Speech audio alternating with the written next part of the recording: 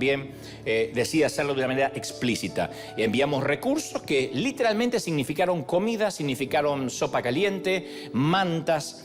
Con unos cuantos miles de dólares ellos pudieron hacer un montón de cosas que no podían, no tienen ayuda de casi ninguna institución. La Cruz Roja está haciendo algo, pero hasta ahora no nos hemos enterado necesariamente de una iglesia hispana, así que nos sentimos santamente agradecidos que Dios nos permite hacer esto, este plan de emergencia. No solo eso, la semana que viene, si no es la semana que viene, es la próxima, en 15 días, parte un grupo de aquí, 4 de nuestros pastores van a ir a Ucrania. Mandamos a los 4 que si les pasa algo, y bueno, ¿qué va a hacer? Ya tienen hijos grandes. No, pero los vamos a enviar, van a ir, ellos quieren ir. Y queremos ir allí para llevar más recursos, porque se puede enviar más recursos personalmente. Se pueden hacer muchas cosas que ahora por razones de tiempo no te puedo contar, pero van a ir. Así que va a estar Ítalo, Guillermo Furlon, unos cuantos que van a estar yendo a Ucrania en 10 días. Van a estar allí haciendo un trabajo que creo que es muy bueno. Este año va a haber muchos viajes misioneros. Algunos van a incluir parte de los voluntarios de la iglesia y otros no. En el caso de Ucrania van a ir los pastores. Pero para el verano va a haber un grupo grande de aquí que va a salir a Cuba, Misión Graneros en Cuba, así que vamos a hacer algo muy lindo allí. A mí no me dieron la visa, no me la quisieron dar. Estamos por hacer un gran evento y el régimen me dice que podía yo alborotar la gente en contra del régimen, así que en ese entonces Castro, el hermano de Fidel, no me dejó entrar. Así que ahora no me dejaron, vamos a mandar toda la iglesia, que vayan a Cuba. Y también antes de fin de año vamos a ir a Uganda a ver cómo podemos seguir ayudando a nuestros orfanatos, a África. Así que vamos a preparar por lo menos este año 2 viajes misioneros. África, Uganda, que allí tenemos nuestros hogares, nuestros orfanatos. Cuba, que vamos a ir también a ayudar a sembrar lo que podemos, y en este caso Ucrania lo más pronto. Lo que te quiero contar en el segundo orden de cosas es que ayer vinieron los muchachos de Chiapas, México. Adelante, vení, mi querido Ítalo. Y ya en momento te voy a transmitir lo que creo Dios me dijo que te diga, pero antes, Misión Graneros en Chiapas, México. No tenemos todavía el video, pero muchas imágenes para ver. Contame qué pasó. Victoria total. Ayer en Chiapas regresamos casi pasada la medianoche. Tuvimos una semana bastante intensa ya desde miércoles a la mañana. Llegamos ahí a armar todas las bolsas, a preparar todo lo que íbamos a llevar a este lugar. Bolsas con despensas de alimento. Pensamos en todo tipo de alimentos que podrían ellos usar. Preparamos útiles escolares. Llevamos unas mochilas que no sé si ya las vieron en las fotos, estaban muy bonitas, donde iban todos los útiles escolares que también, mira la mochila que se preparó para llevar a los niños. Estaba llena, estaba pesadita esa mochila también, con cuadernos, con útiles escolares. Llevamos juguetes también ahí, se les preparó bolsas de dulces. Eso sumado con lo que era la comida.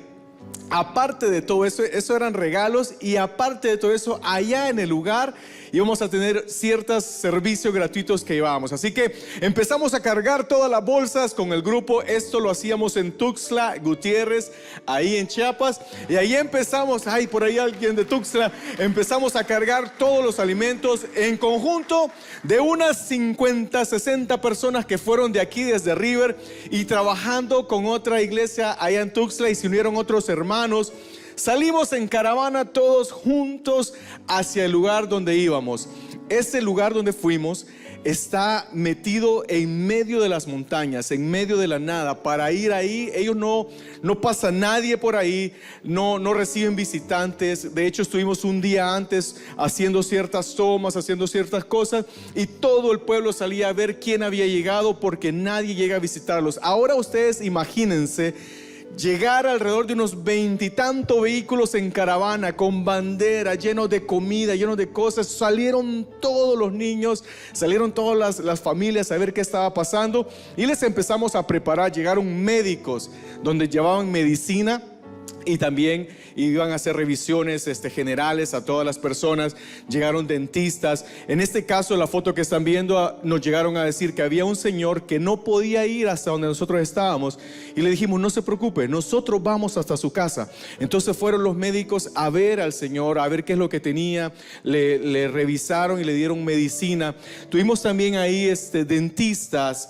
Llegaron un grupo de dentistas que se sumaron, gente de aquí de River y gente que también estaba en Tuxtla, que dijo, quiero participar con ustedes.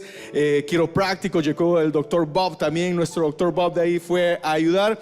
Y teníamos a toda la gente ahí con nosotros. Empezamos a repartir las mochilas, los niños muy contentos viendo qué es lo que tenían dentro de la mochila, sorprendidos porque nunca nadie les había dado un regalo tan grande, porque decía, aparecían juguetes, después venía la mochila, después venían las bolsitas de dulce. Era un regalo tras otro, y luego llevar las bolsas de comida a casa por casa, a los hogares de las personas. Esto fue una mezcla entre Lighthouse, porque llevamos una cama a una señora que nos dimos cuenta que dormía en el piso. Un día antes nos dimos cuenta y dijimos, vamos a traer una cama. Llevamos una refrigeradora con alimentos que nunca en su vida, por palabras que ellos nos dijeron, habían tenido en su refrigerador. Llevamos ese refri a estas personas. Todos ellos se dedican a la agricultura, todos ellos se dedican al campo. El menú de ellos es maíz, frijoles, y por ahí, si les alcanza un poquito, pueden comprar queso. Fueron las cosas que ellos nos decían. Fuimos visitando, fue misión Graneros, con Proyecto Honra, con Lighthouse, de todo hicimos junto, todos los ministerios ahí. Todo junto ahí para ellos, porque se lo merecen.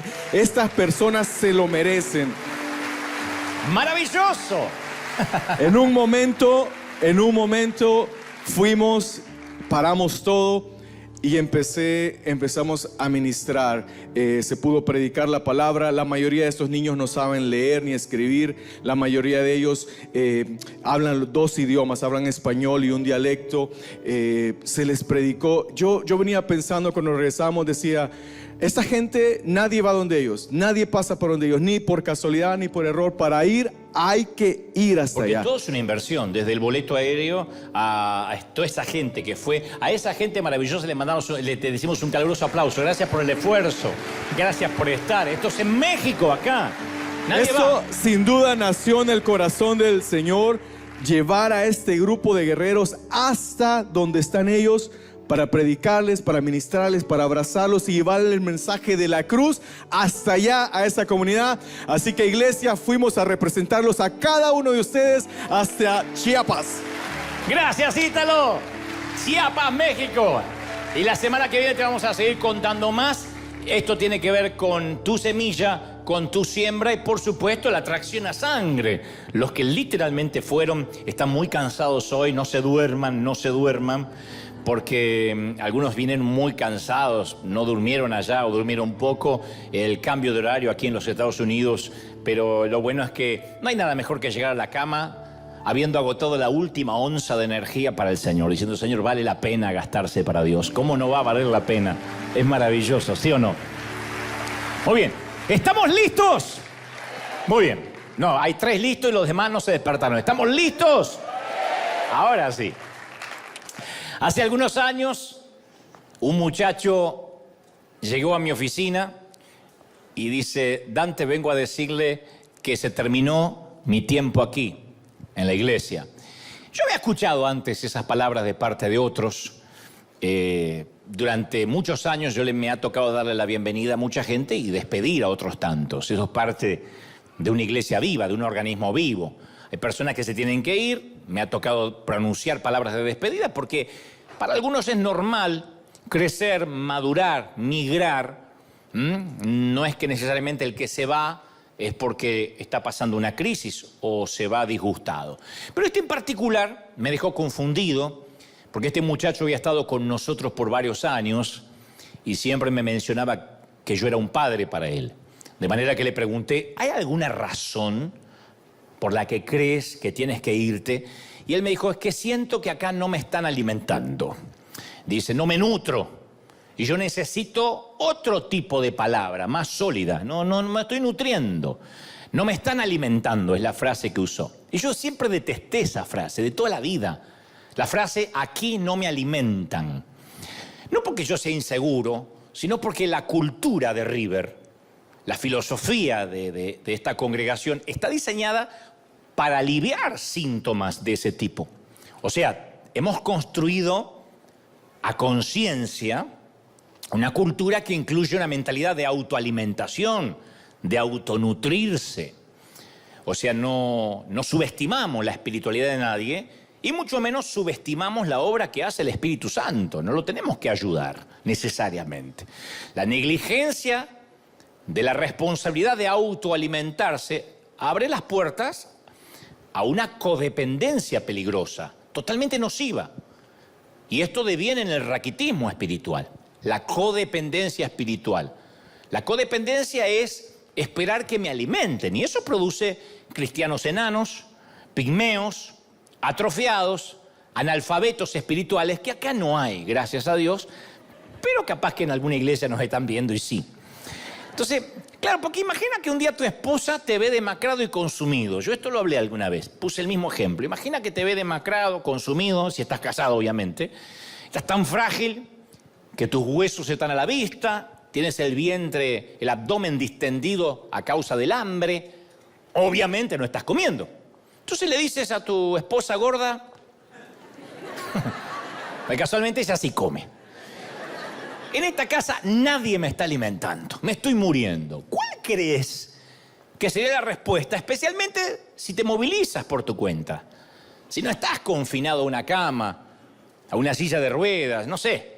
Especialmente si tus extremidades están fuertes, ¿qué crees que te diría? Aliméntate a ti mismo. Cocínate que no te vas a herniar. Eso decía mi mamá. Cuando éramos adolescentes decíamos, mamá, ¿qué hay de comer? Fíjate lo que hay ahí. No me podés hacer, no te vas a herniar por cocinar, te decía.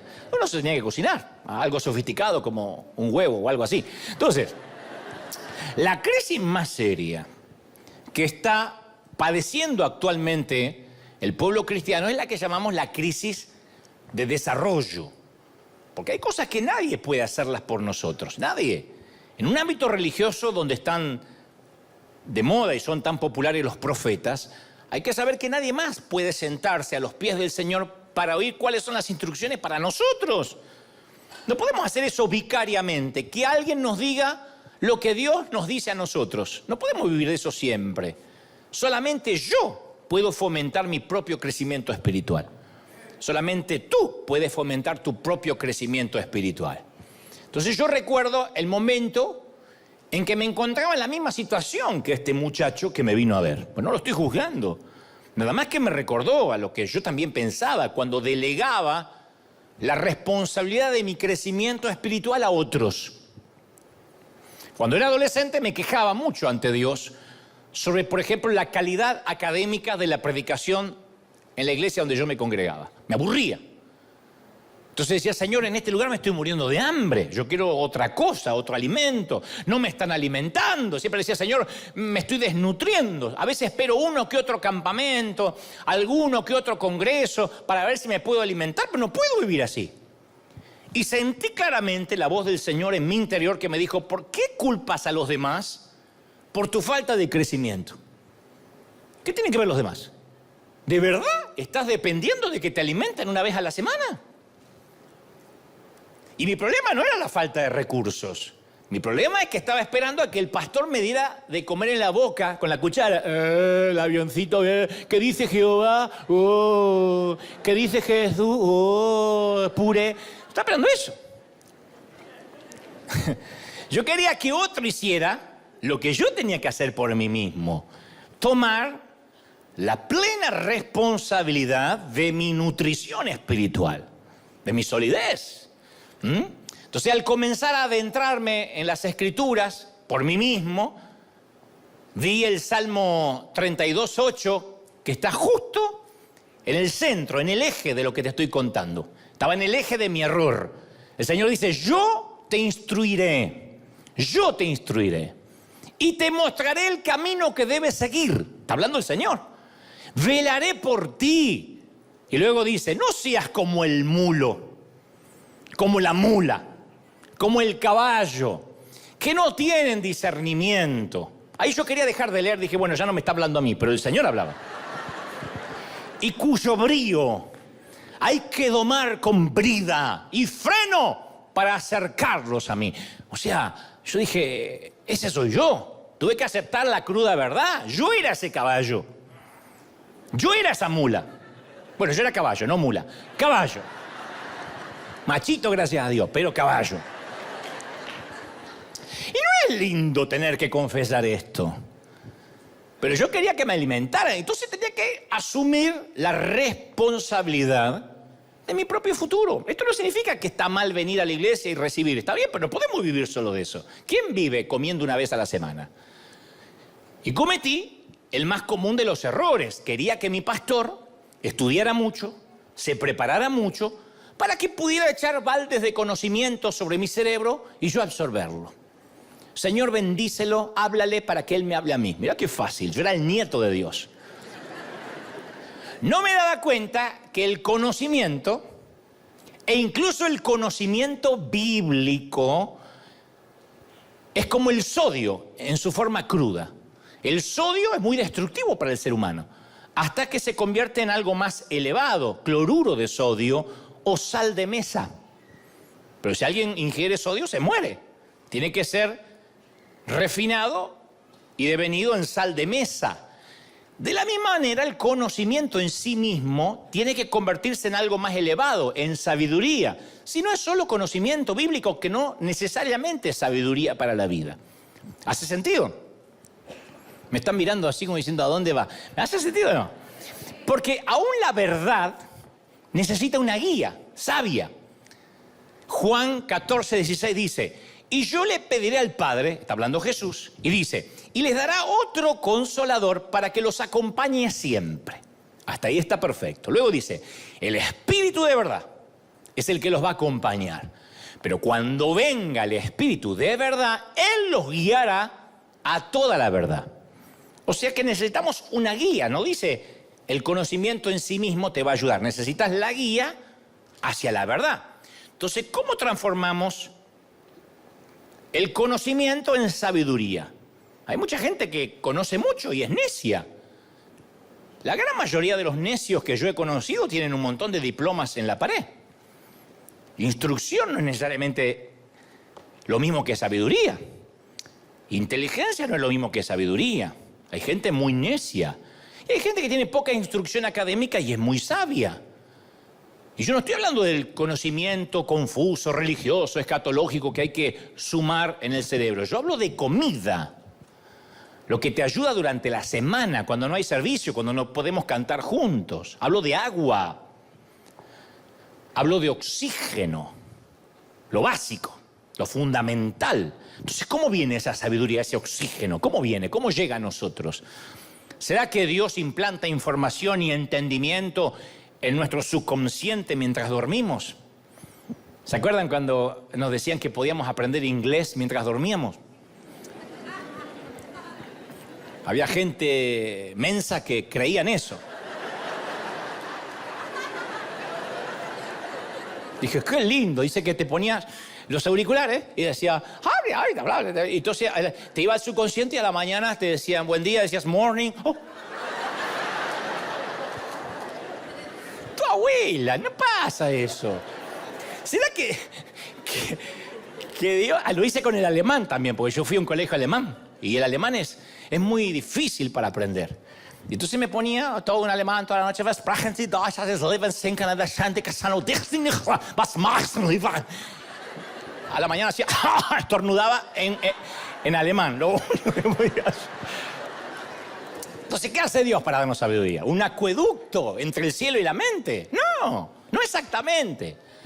Pablo le advierte a su discípulo en 2 de Timoteo 3:7, le dice, hay gente, fíjate qué revelación.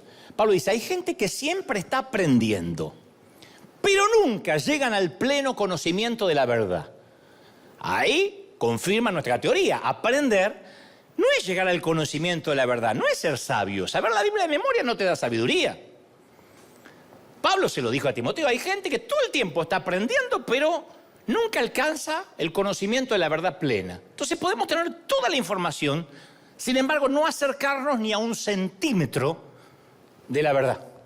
Ese es el síndrome de muchos que leen la Biblia y se saben versículos de memoria y la doctrina, pero no logran amar al prójimo y odian a quien piensa diferente a ellos. Y uno dice, ¿pero por qué se sabe tanto de la Biblia? ¿Y? No te digo que hay médicos necios, que hay dentistas necios, que hay universitarios necios. Hay gente egresada de Harvard necia. Hay gente que puede saber la Biblia escritural y teológicamente, pero no a través de la revelación de lo que la Biblia significa, no aplicarla a la dinámica de vida. Entonces en la Biblia hay dos tipos de maestros, acá, en tu Biblia y en la mía. Hay dos tipos de maestros, de mentores. La mayoría nos enseñan a través de la sabiduría. Uno puede aprender a los pies de Salomón, de Abraham, de Moisés, de David. Pero también la Biblia nos presenta maestros que nos enseñan a cómo no vivir. Entonces ahí en la Biblia incluye historias crudas, descarnadas de personas como Caín, Esaú, Acab, Jezabel, Herodes, Judas. Están acá. Y están incluidas para permitir que sus vidas, sus chillonas voces, desde acá nos griten que no cometamos los mismos errores. Judas aparece en la historia para que no cometamos los mismos errores, tomemos las mismas decisiones, las mismas malas decisiones que tomaron ellos. Entonces uno aprende de los buenos y de los malos. Y tanto de uno como de otro nos brindan poderosas lecciones de vida que nos hablan de la ventaja o de la desventaja de una mala decisión. Ventaja si fue buena la decisión, desventaja si fue mala la decisión que algunos de acá tomaron. Salomón nos recuerda que podemos aprender de lo bueno y de lo malo. En Proverbios 24:30 dice, pasé por el campo del perezoso, que no era hispano, por ahí era de otro país. Por la viña del falto de juicio. Había espinas por todas partes. Él pasó por la casa abandonada de alguien. Dice que la hierba cubría todo el terreno, describe Salomón. El lindero de piedras estaba en ruinas. Guardé en mi corazón todo lo observado y de lo visto saqué una lección. El sabio Salomón, de haber tenido un celular, habría sacado unas fotos y habría dicho, no me tengo que olvidar cómo la dejadez, la pereza, la suciedad y la mugre nos pueden ganar si somos necios. Y dice, y de esa casa dejada, herrumbrada, saqué una lección. O sea, si no sacamos lecciones de los necios también, estaremos desaprovechando el 50% de la sabiduría que pudiéramos aprender en la vida. Uno aprende de los sabios y aprende de los necios. Uno aprende de los sabios cómo hacer las cosas y de los necios cómo no hacerlas. Uno aprende de un buen chef cómo cocinar bien y de un mal cocinero cómo no cocinar. Hace algunos años, cuando yo solía viajar mucho más de lo que hago ahora, me tocaba estar en muchos congresos y conocer a muchos otros conferencistas, predicadores. Yo era muy jovencito y los conocía a casi todos.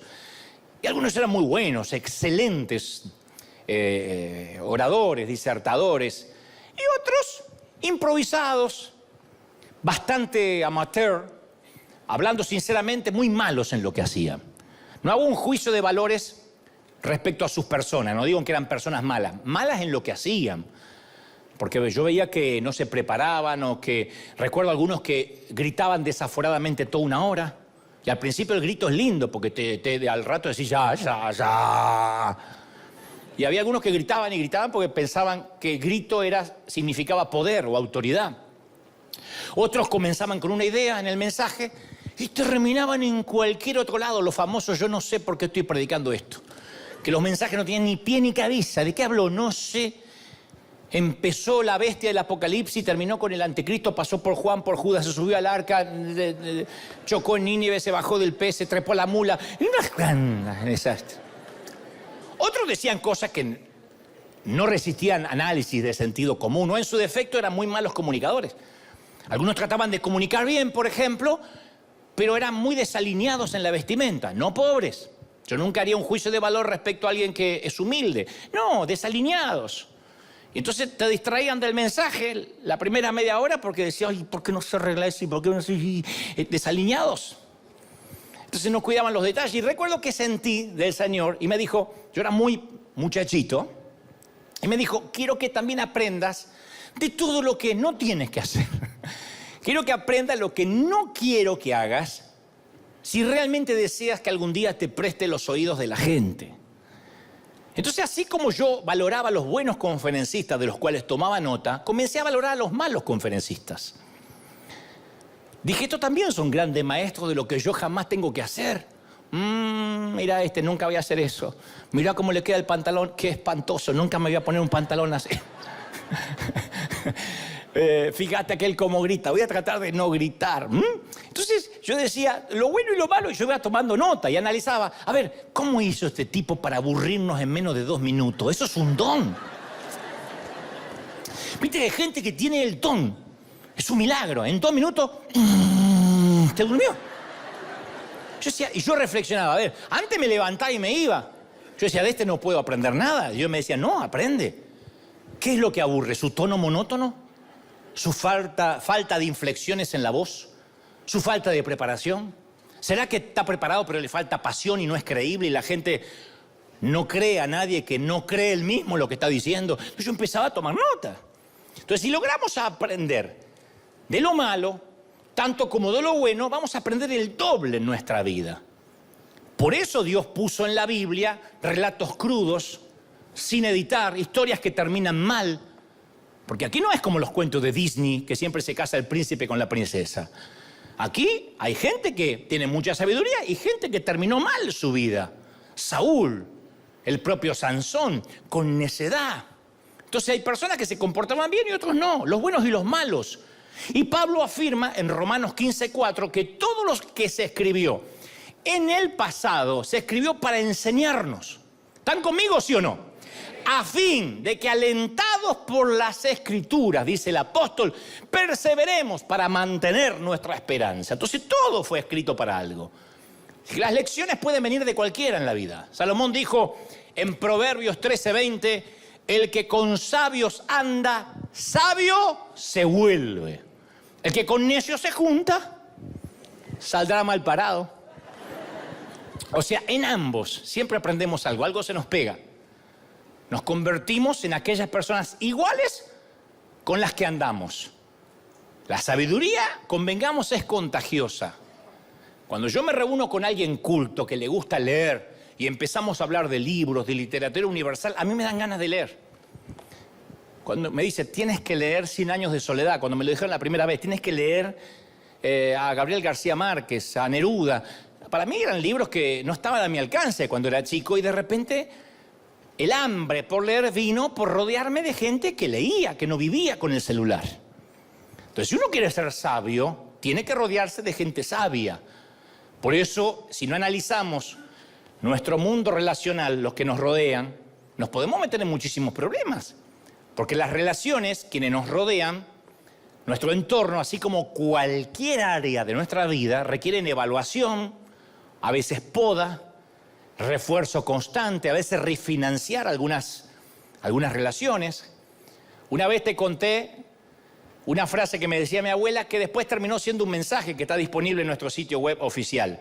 Mi abuela decía, Dante, cuidado con quien te junta que la estupidez se pega. La abuela alemana sabía. La estupidez se pega. Yo pensaba que no. Sí. No solo la sabiduría se pega la estupidez. Aún en nuestro mundo adulto se pega. Yo hablé de esto, no es lo medular del mensaje hoy, pero me gusta hacer un repaso. Si uno trabaja en un entorno, en una fábrica, una empresa, una oficina, donde los insultos fluyen todo el día como un río contaminado, ¿se puede pegar el hablar mal? Todo el día hablan mal, todo el día es doble sentido. Y todo es con doble sentido. Todos son chistes groseros, procaces, chabacanos, torpes. ¿Se puede pegar? ¿Cómo que no? 1, 2, 3 semanas y vas a estar hablando igual. Quizá trabajes en un entorno donde lo único que importa es hacer dinero. Y todo el mundo hace dinero, invierte en la bolsa, y que compré esto y me metí en un multinivel, pero este multinivel es mejor que este otro multinivel, y mejor vende esto porque el otro, y vas a llegar a ser un diamante. Fíjate el auto que maneja aquel porque es un super, ultra, hiper, macro diamante. ¿Se puede pegar la avaricia? Yo tuve que cortar amistades que lo único que querían desde que me veían hasta que me despedían era meterme en un multinivel. Tú decías, no me interesa. No, pero no es venta, ¿eh? No es venta, ¿eh? ¿Querés ganar mucha plata? ¿Querés ganar mucha plata sin hacer nada, sin mover el trasero? No, de donde yo vengo hay que trabajar. No estoy en contra. Lo que estoy diciendo es que me hartaba de que se le había pegado que con quien se encontraba le tenía que vender el multinivel. O hacerlo ingresar a la red. ¿Se puede pegar? Sí. En las fiestas, donde todos afirman que son bebedores sociales. Ninguno se considera borracho. Pero son bebedores sociales. Y van por el tequila, y por la cerveza, y por el vino, y por el whisky. ¿Se puede pegar la borrachez? Bueno, ¿cómo que no? Mirá cómo dicen, amén. Yo miraba la semana pasada, los incidentes ocurridos en el estadio La Corregidora. Entre Querétaro y Atlas. Fíjate qué informado que está el tipo. Se armó una batahola que derivó en una violencia extrema. ¿Se puede pegar la violencia? Sí. Porque estaban los barras, los que van a hacer porras y a buscar camorra, y el otro que está ahí que dice, peguemos, que se contagió y empezó a pegar. O primero empezó defendiéndose, después se calentó y empezó a pegar. La estupidez es viral. Es la nueva pandemia. Las redes muestran eso, ¿no? Y hay cientos de variantes, pero siempre es el mismo patrón. De pronto vemos a una chica, jovencita, bonita, que ama al Señor, que lo sirve, que no falta nunca en la iglesia, y conoce a un chico, lo voy a decir de manera fina, que transita por los rieles de la estupidez. Fíjate vos, qué poético. Si vos decís, conoce a un estúpido, suena feo. Transita por los rieles de la estupidez. Se ponen de novio y jamás logra ella que él deje de ser un cretino, un tarambana, un insensato importante. No, siempre es al revés. La cepa de él termina siendo más contagiosa. Ella comienza a ir al ritmo de él en vez del de Dios, y entonces su vida toca fondo, en unos meses es un desastre. Lo más probable es que ella deje de servir, después deje de congregarse, y después aparecen fotos en las redes haciendo la misma estupidez que él. Le pasa a muchachas, le pasa a muchachos también. Cuando nos rodeamos de gente tonta, nos volvemos como ellos. Es bíblico. Y cuando nos rodeamos de gente sabia, buena, madura, se nos pega el carácter. Se nos pegan las cosas buenas. A mediados del año 1991, yo trabajaba como diseñador gráfico en un seminario bíblico de Buenos Aires. Y para ese mismo entonces me habían comenzado a invitar a predicar en algunas pequeñas congregaciones de Buenos Aires. Y yo hacía lo mejor que podía, mi mayor esfuerzo. No tenía conocimiento teológico. Pero luego de algunos meses de predicación me convencí de que ya había agotado todos los mensajes que había en la Biblia. 3. Yo los iba salteando. Y a veces cuando me invitaban por tercera vez decía, no, hasta acá, siento de Dios de no ir, porque no tenía más mensaje. No sabía qué más decir. Me sentía un neófito. Entonces una mañana, en el seminario donde trabajaba, me caí en la cuenta que dentro del campus había una librería que contenía una audioteca, o sea, una colección de mensajes de predicadores que habían pasado por la capilla del instituto. Así que, aburrido, una mañana fui a la librería, pedí el catálogo de cassettes. Algunos no saben lo que son cassettes, porque son todos acá de la generación de Justin Bieber, de Maluma para acá, pero yo soy de cuando había cassettes. Y me detuve en nombres de predicadores que jamás había oído ni leído en mi vida. Y todos los mensajes tenían más o menos títulos parecidos, muy clásicos. La santidad, la integridad, cómo crecer en Cristo. Pero algunos títulos en particular me llamaron la atención. A saber, Una noche más con las ranas. Bailando con la más fea. Cerco de espinos. Ustedes dirán, eran mensajes tuyos. No, eso los robé.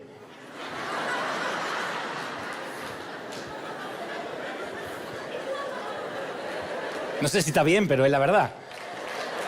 Y al lado de cada uno de esos mensajes, de esos llamativos títulos, el nombre del predicador, Ítalo Frigoli. Así que yo pedí prestado el primero y regresé hasta mi casa oyéndolo. No podía creer que alguien predicara de ese modo. Estoy hablando del año 91.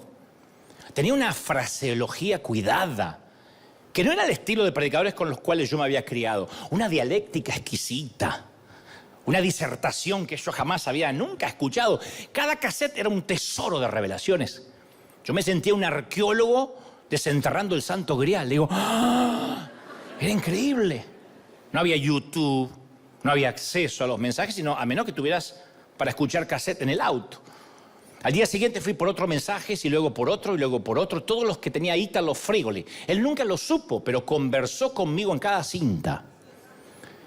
Era el veterano predicador Frigoli y el joven Dante Gebel, que pasaron horas y horas juntos, él enseñando y yo aprendiendo. Y durante los meses siguientes, este gran predicador siempre estaba a mi disposición porque yo me ponía los cassettes. Yo tenía preguntas, él tenía las respuestas en sus sermones. Yo necesitaba instrucción, él tenía la experiencia. Yo necesitaba aliento fresco y él me suministraba oxígeno. Yo quería que se acabara el día laboral para esa hora y media que me subía al tránsito de Buenos Aires, pudiera escuchar una y otra vez de un lado y del otro el cassette. Y repetí esa ceremonia todos los días de mis semanas hasta que memoricé los mensajes disponibles de Italo Frigoli. Italo Frigoli es argentino, pero tiene su ministerio en Chile. Durante mucho tiempo estuvo en España, en las Islas Canarias. Por consecuencia, él habla como si fuera un locutor. Dice, Dios le bendiga, es un placer poder estar con vosotros. Este día Dios me ha dicho que te diga algo que ha puesto en mi corazón desde lo más profundo de mi ser y mis entrañas.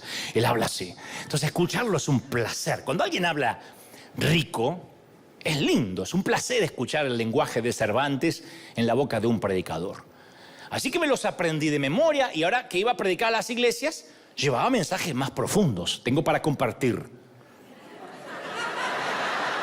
una revelación. Bailando con la más fea. ¡Wow! ¡Qué revelador! De hecho, me consta que luego de unos años lo acusaban a Italo que él me robaba los sermones. Le decía, deja de copiar a Dante Gebel. Lo cierto es que para muchos alumnos, este es el punto, esa audioteca no significaba nada más que un viejo archivo de predicadores. La muchacha que atendía me dijo, nadie además de ti viene a pedirme estos audios. ¿Por qué? ¿Qué sé yo? Ya lo habrán escuchado, están muy ocupados estudiando. Para mí eran un tesoro, un oasis para mi alma. Entonces, semana tras semana, como un antiguo hebreo escribiría laboriosamente la copia de la Torá, yo memorizaba palabra por palabra los contenidos de los mensajes de Italo. Porque cada sermón traía a mi vida experiencias memorables, desafortunados pasos en falso que él confesaba, lecciones que no tenían precio. Entonces Italo relataba en esos cassettes sus victorias, sus derrotas, y como una herencia que yo había esperado toda la vida, las gemas, las perlas de sabiduría de Italo se derramaron a través de esas viejas cintas magnetofónicas para llenar el arcón de mi ministerio. Y él se convirtió en mi sensei, en mi maestro. Un viejo lobo de mar instruyendo a este marinero en cómo navegar en las aguas, en los mares del servicio. Su manera de predicar, de gesticular, yo solo podía oírlo, de contar historia, comenzaron a moldearme poco a poco en mi tarea de predicador. Y hasta ese entonces nunca lo había conocido personalmente, lo conocí unos años después.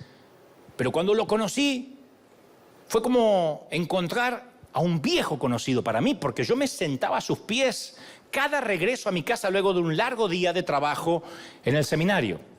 Me dio todo el tiempo que necesité, me enseñó, me disciplinó gradualmente, aunque él nunca lo supo. Y sin exagerar, posiblemente este hombre salvó 10 o 15 años de sufrimiento de mi ministerio. Me los evitó, me dio un atajo.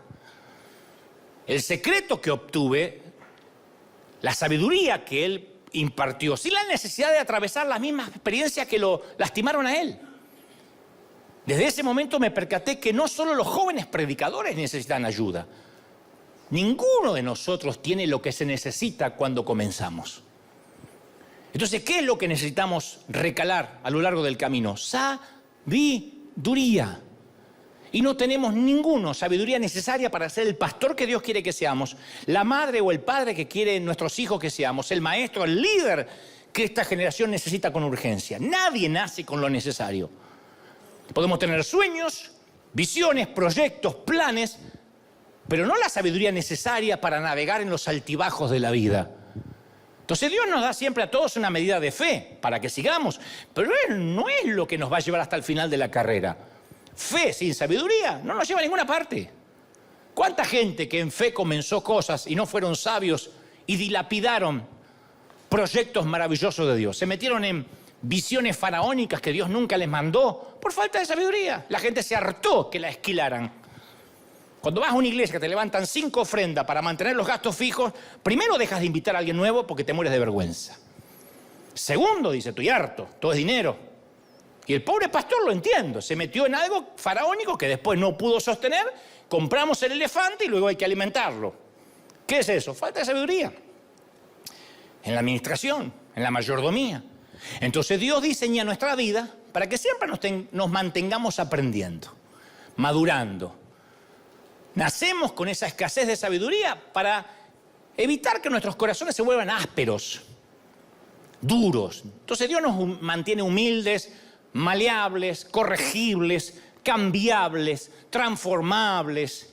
De hecho, ese proceso de maduración se llama una relación con Cristo, creciendo conforme a la estatura de la plenitud de Cristo. Ahora, ¿cómo conseguimos esa relación a diario? Bueno, esto es lo que te voy a compartir de parte del corazón del Señor. Podemos elegir entre 2 maestras. Tenemos 2 instructoras disponibles en la vida. 2 maestras que quiero que te aprendas de memoria su nombre.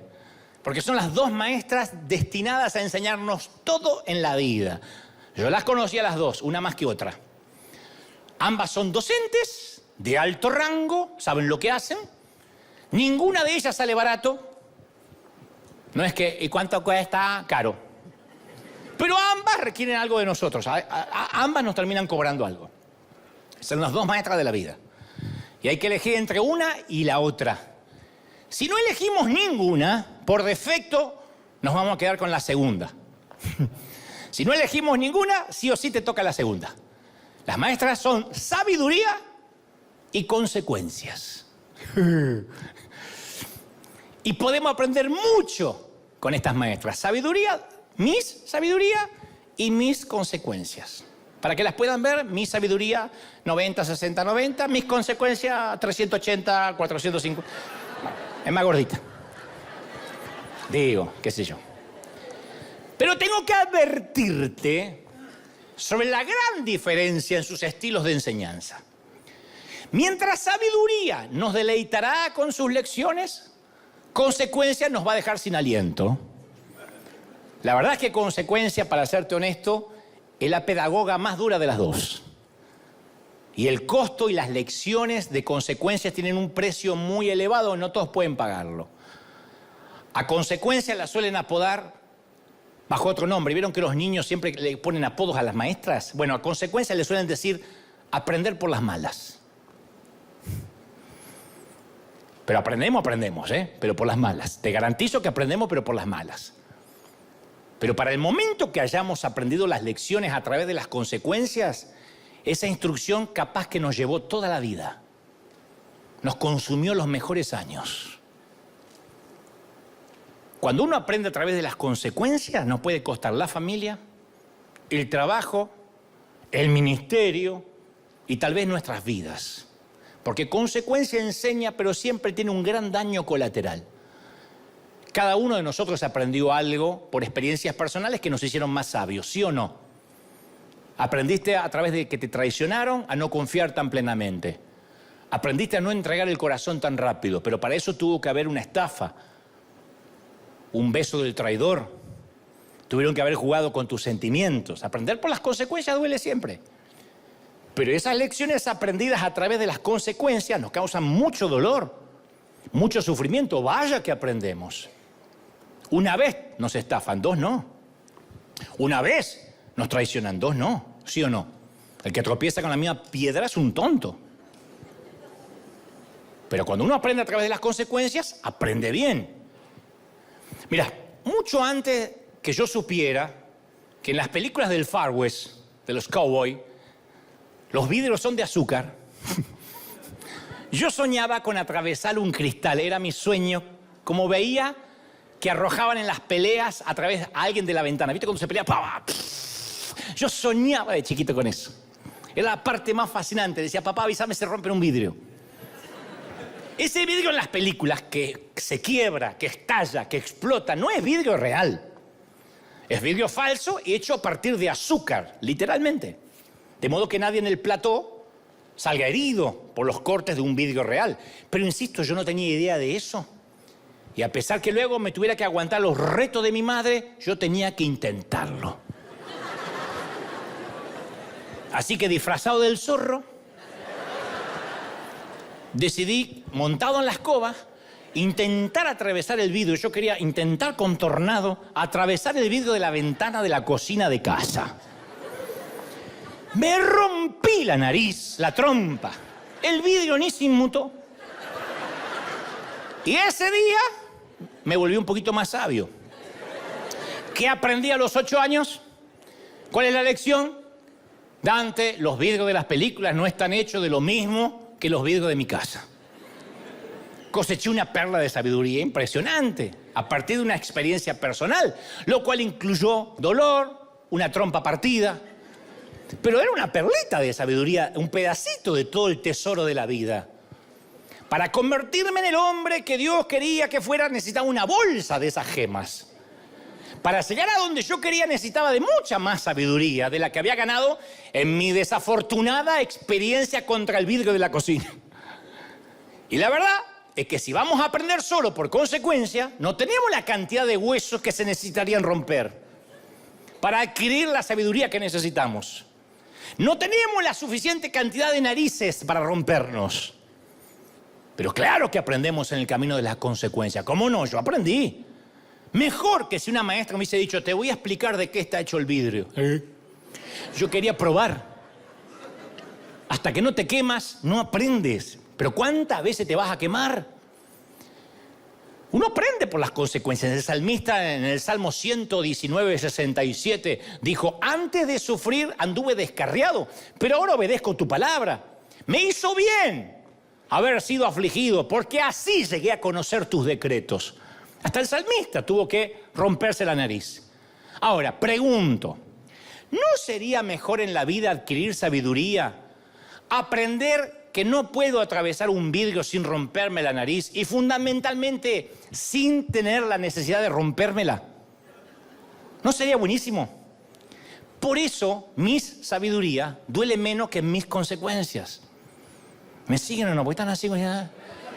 Cuando empieza el seminario, uno no entendió nada. Si consecuencias tiene un costo de efectos colaterales, sabiduría tiene un costo opuesto, está en las antípodas. Requiere disciplina, la sabiduría requiere de obediencia y fundamentalmente tiempo.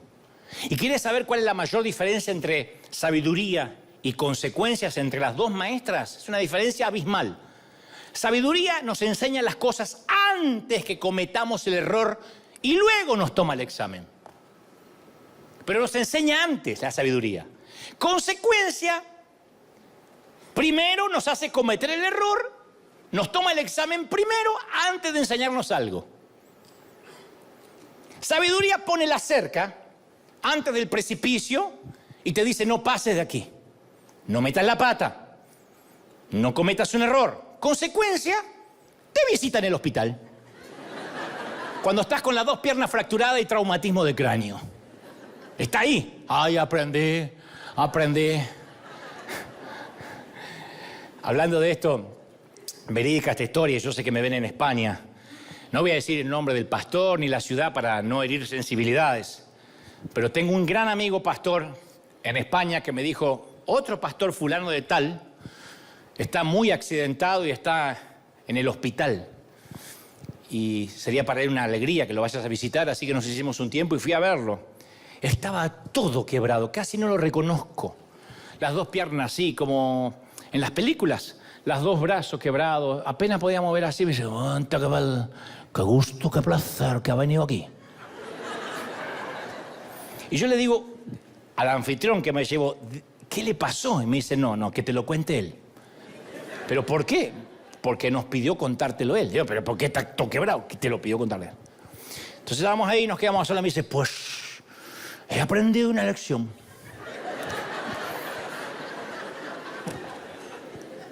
Venía de predicar en 3 servicios, venía manejando y conduciendo mi automóvil y venía cansado. Pero si me paraba al costado de la ruta a descansar, no llegaba al otro lugar. Y yo le dije, Señor, yo te estoy sirviendo. Así que, en el medio de la carretera, cerré los ojos y dije, ángeles, conduzcan.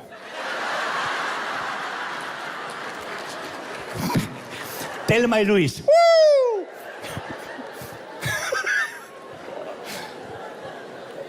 Y aprendí la lección, los ángeles no conducen. Claro. ¿No era mejor aprender a través de la sabiduría? Se mató el gallego, se mató. No era gallego, era otro sitio. Salomón lo describe así en Proverbios 22:3. Dice, el prudente ve el peligro y lo evita. El inexperto sigue adelante y sufre las consecuencias. Entonces, ¿por qué no cosechar la sabiduría de experiencias ajenas? ¿Por qué no escuchar el testimonio de los que ya se equivocaron? Aprender de los que se equivocaron, como te dije al inicio. De esta manera, cuando oigamos que un amigo corrió a toda velocidad, disfrazado del zorro, contra un vidrio y se estrelló, se rompió la nariz, podemos aprender a decir, los vidrios de la película no están hechos lo mismo que los vidrios de mi casa. Los ángeles no manejan aunque esté sirviendo al Señor. Al aprender de otros, nos ahorramos rompernos la nariz. Obtenemos sabiduría de la experiencia, no tenemos que sufrir de la misma forma que el otro sufrió, si ya aprendió la lección. Entonces, cuando alguien te da testimonio de su matrimonio fallido, de su vida arruinada, sobre lo que hizo mal, cómo Dios lo resolvió, ¿cómo no vamos a aprender de lo que está aquí incluso?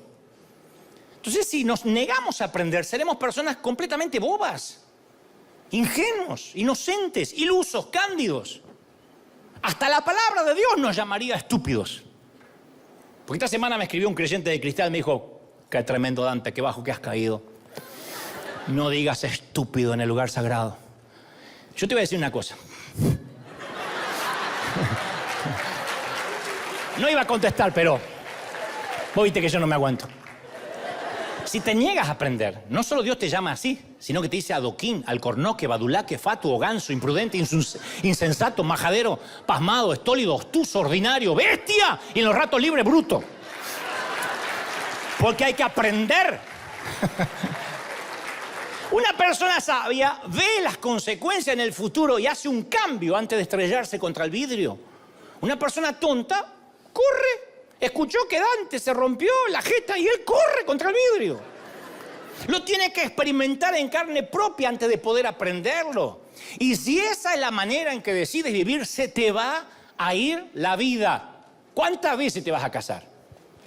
¿Cuántas suegras vas a tener? ¿De verdad? No, capaz que la próxima es buena. ¿De verdad? ¿Really?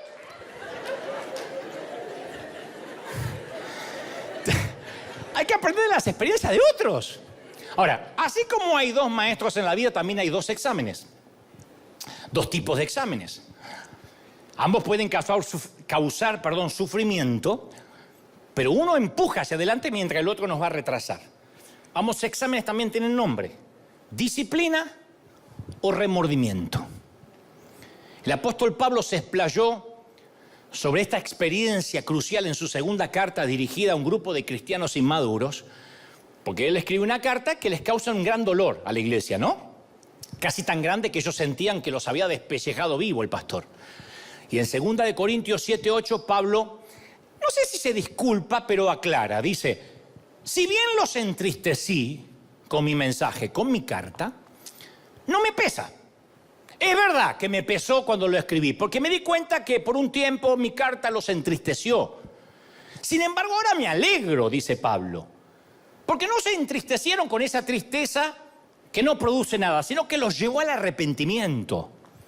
Ustedes se entristecieron tal como Dios lo quiere, de modo que nosotros, dice Pablo, de ninguna manera los hemos perjudicado. La tristeza que proviene de Dios produce arrepentimiento. ¿Alguien dice amén, sí o no? Lleva a la salvación, de la cual no hay que arrepentirse, mientras que la tristeza del mundo produce la muerte, dice Pablo. Entonces, una vez más, la disciplina puede causarnos dolor. Yo te voy a decir algo que por ahí no te dice otro predicador. Pasar tiempo con Dios y con la Biblia no siempre es placentero, no siempre da beneficios rápidos e inmediatos. A mí me ha tocado que algunas mañanas obligarme a leer la Biblia me produce lo mismo que darme una ducha de agua helada en pleno invierno, no tengo ganas.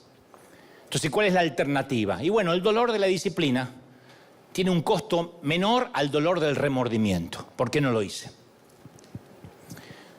Es más, no se le acerca ni un poquito un dolor a otro. Yo prefiero el dolor de la disciplina que el de pude haber hecho mejor y no lo hice. Santiago lo expresa claramente, nos cuenta que podemos pedir sabiduría de dos fuentes diferentes. Inicialmente habla de una sabiduría que viene de abajo, que trae remordimiento. Santiago 3:15 dice, esa no es la sabiduría que viene del cielo, sino que es terrenal, puramente carnal y diabólica. Porque donde hay envidias y rivalidades también hay confusión y toda clase de acciones malvadas. A la larga, este tipo de sabiduría mundana nos trae océanos de reproches. Aprovecha, acostate con todas las mujeres que puedas. Siempre hay un tío que te da esa sabiduría de calle, ¿no? No pagues impuestos, acá los gringos son idiotas. No pagues, si declarás todo lo que ganaste, tío San te quita todo, vos andás por tu lado, andás por la izquierda. A los 4 años el país te eyectó. Porque aquí el sistema funciona. A los 4 años de hacer las cosas por zurda, el país te vomitó. No puedes ni comprarte un dulce porque no tienes crédito, porque hiciste las cosas mal. No, si te para un policía, decirle que te olvidaste los papeles en casa. Después quieres arreglar tus papeles de ciudadanía y te sale que le mentiste a un oficial y como acá la mentira es un crimen, no te dan los papeles. Pero siempre hay alguien que te da un consejito de esos sabios de calle. Haceme caso a mí. Como los que me aconsejan a mí de qué harían, qué tengo que hacer con qué tenemos que hacer con el dinero. ¿Por qué le mandan a Ucrania y por qué no le mandan a Irak? No puso un peso en su perra vida. Y me dice a mí lo que tengo que hacer. Pero ay, me pone loco.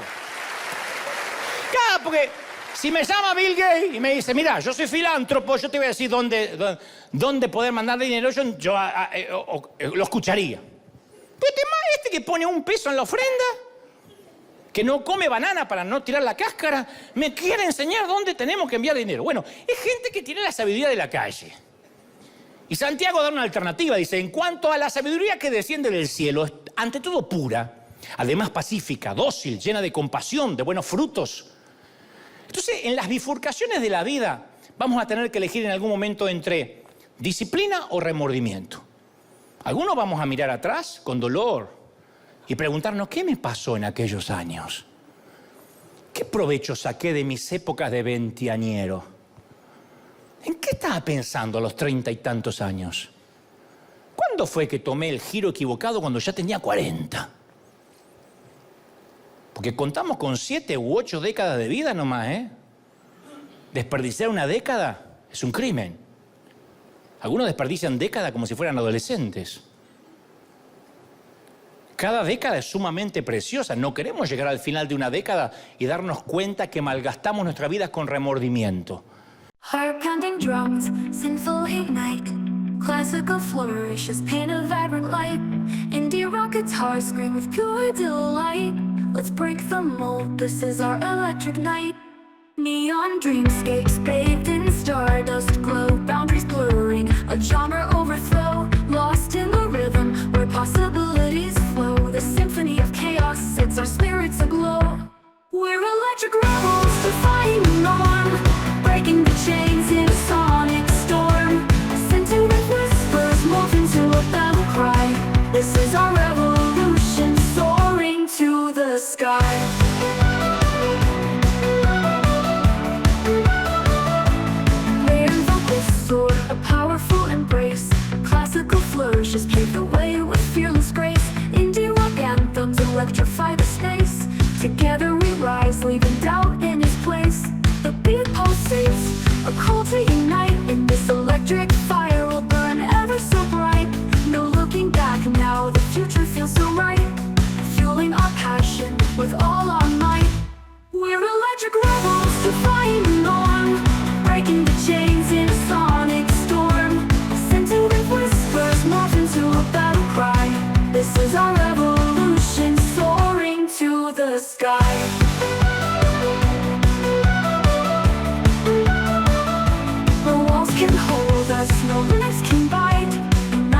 music, a new world will find.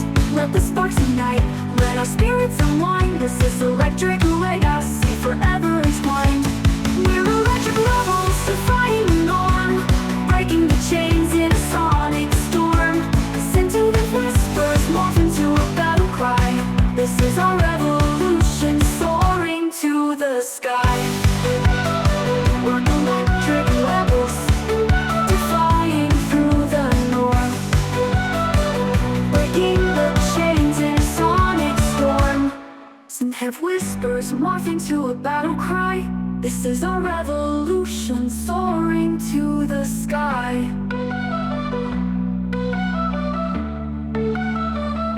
Electric dreams take flight, soaring through the night. A genre-bending anthem, forever shining bright.